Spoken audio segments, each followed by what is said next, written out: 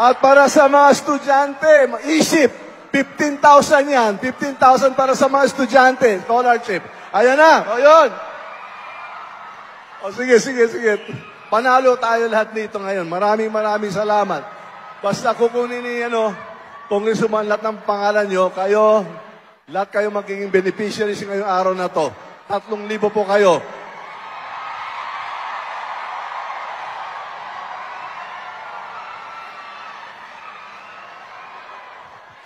Siguro pwede na ako umuwi. Lumalaki ng sunog.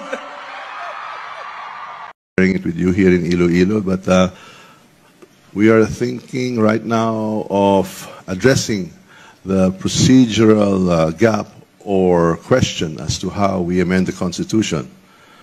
We will highly recommend that we embark on a people's initiative to cure this impasse, so to speak, on how we vote.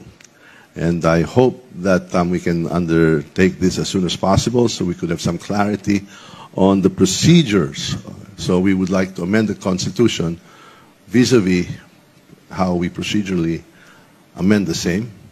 And that's either we vote jointly or separately. We'd like to have that resolved by and through a people's initiative. Huwag mo na yung may didistract dito sa PI. Wala tayong pakialam sa PI.